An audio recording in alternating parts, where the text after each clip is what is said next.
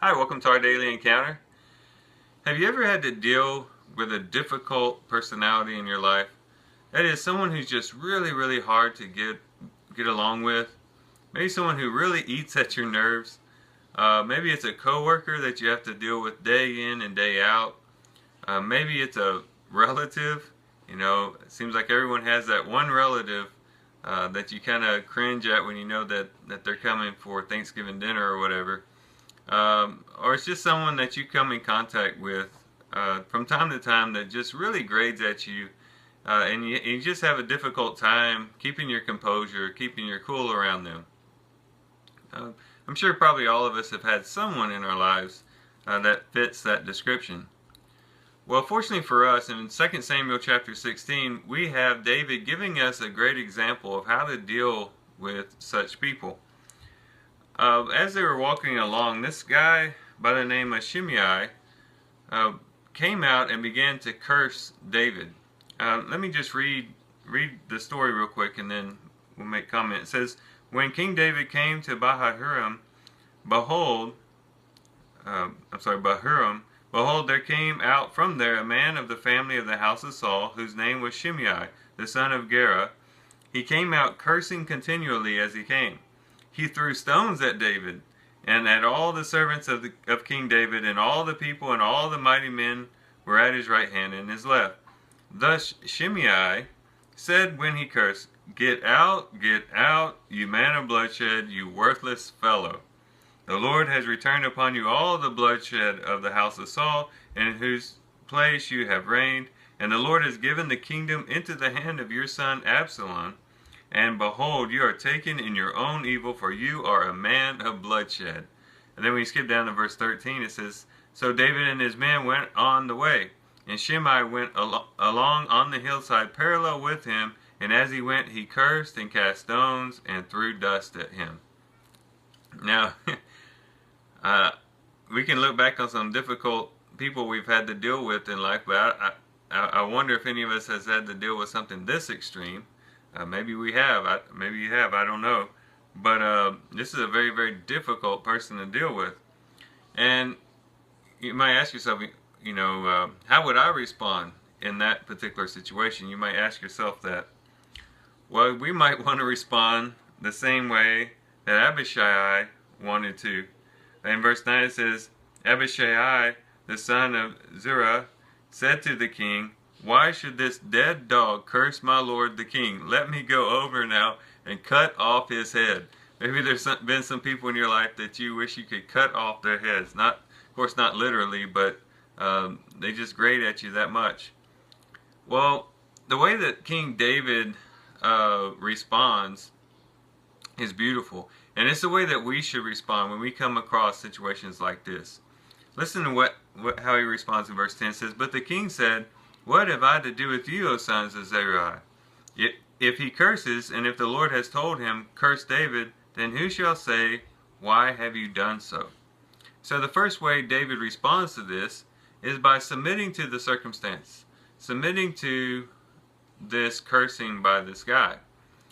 And he did so by thinking to himself, maybe the Lord has sent this guy here for a particular purpose. Maybe God wanted me to be cursed and sent him to come and curse me. And so how could I send someone out to kill him? And that's how we should respond as well. It could be that that person with that difficult personality is in your life for a particular purpose. Maybe God has specifically put them in your life. One, maybe so that you can be a good influence on them and show them the proper way to deal with other people and to have social interaction. Or it might be so that you might learn some things, maybe so that you can learn to be a more patient person. Who knows? It might be a lot of reasons why God put that person in your life. And so that might be the first approach that you take, is just to think, okay, maybe this person is in my life for a particular reason. And not to try to combat that person or put that person down, but just to kind of wait and see what it is that the Lord is doing by letting that person be in your life. So that's the first thing. And then in verse 11 it says, "Then David said to Abishai and to all his servants, behold, My son who came out from me seeks my life. How much more this Benjaminite? Let him alone and let him curse, for the Lord has told him. Or he's saying, you know, my own son is rising up against me, Absalom. He said, why should I be surprised that this guy who is a Benjaminite, who was of the household of Saul, how much more so would this guy curse me? And so David was able to put things into perspective and deal with it in that way. And not only just put in perspective as in the broad sense that, you know, this in connection to God, but just in connection with the circumstance itself. And there might be things in your life that, or those people that come into your life, that you just need to put it into perspective. Maybe be thankful that you have that relative still alive, where a lot of people has lost maybe relatives to other things, and you should be thankful that you have that person in your life. Maybe that coworker might can work something positive in your life. I don't know. It's hard to be too specific because each circumstance requires its own being placed in perspective. But just to find maybe the silver lining behind the situation, putting it in the proper frame, or putting yourself in the proper frame of mind in connection to it. So that's another thing we can do. Thirdly, we see another response, or another way that David responded in verse 12. Perhaps the Lord will look on my affliction and return good to me instead of his cursing this day. And so David responded also by placing his hope in God. You know, maybe God's going to work something good out of this. Maybe the Lord will look on my affliction and see me not rendering vengeance against this person, not returning evil for evil, and maybe the Lord will bless me for that. And maybe that's what we could look at. You know, maybe we could look at it in the perspective that, you know what, God is looking at me as I deal with this person, and it might be that I can please the Lord by the way that I interact with this person. And we can look at it from that way and see it as a chance to be blessed of God, to have his approval in the way that we can deal not only with people we like, but people that that we have difficulty getting along with. And then lastly in verse 14 it says, the king and all the people who were with him arrived weary, and he refreshed himself there.